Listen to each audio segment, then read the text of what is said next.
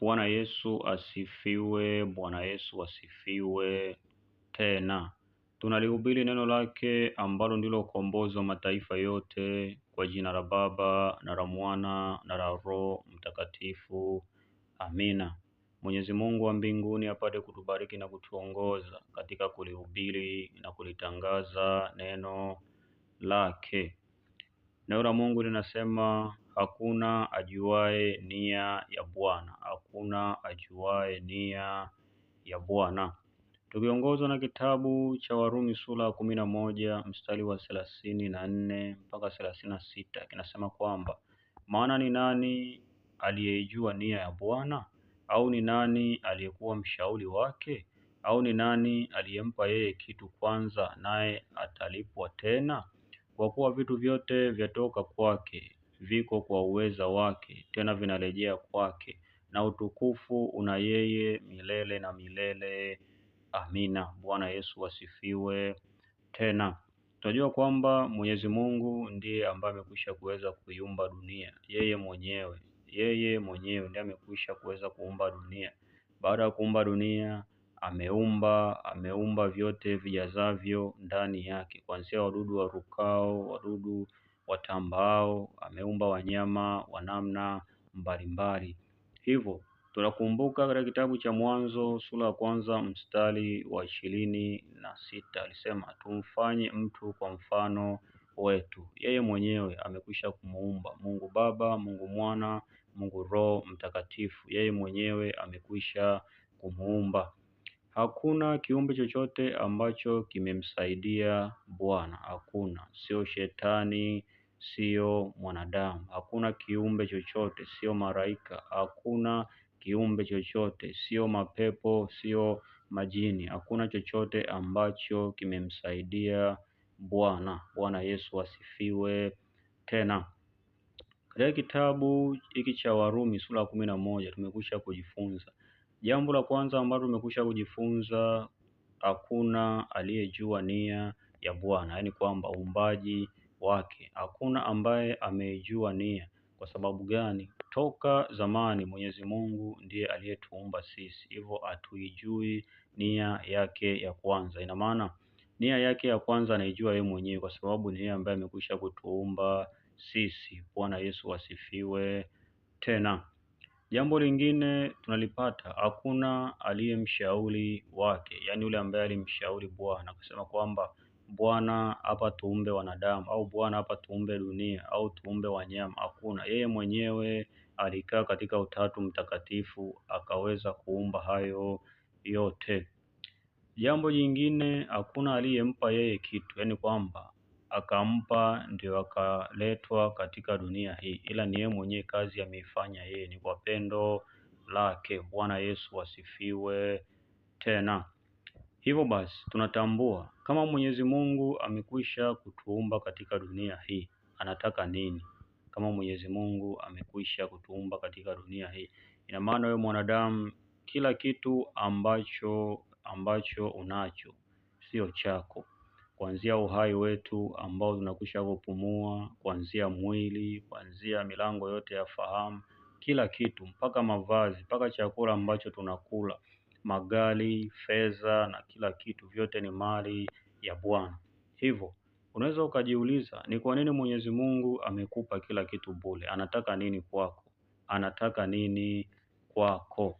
Tunaanza kuangalia, kuna vitu ambavyo Mwenyezi Mungu anavitaka kwa mwanadamu, wala hataki hizo pesa kwa sababu pesa ni zake, wala hataki hivyo vitu ulivyo navyo kwa sababu vyote ni vyake.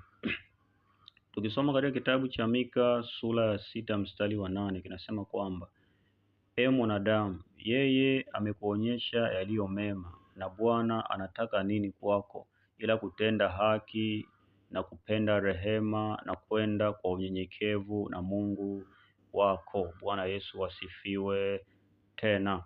Hivyo basi tunaangalia Mwenyezi Mungu anataka kutenda haki, anataka kutenda rehema, anataka unyenyekevu. Bwana Yesu asifiwe tena. Hivyo Tutanyenyekea vipi sisi kama sisi? Na maana hatuwezi. Ni lazima pale ambapo tutakuwa tumemjua Yesu Kristo wa Nazareth, ambaye ndiye njia, ambaye atatufundisha ni namna gani ya kuishi katika haki, katika rehema na unyenyekevu.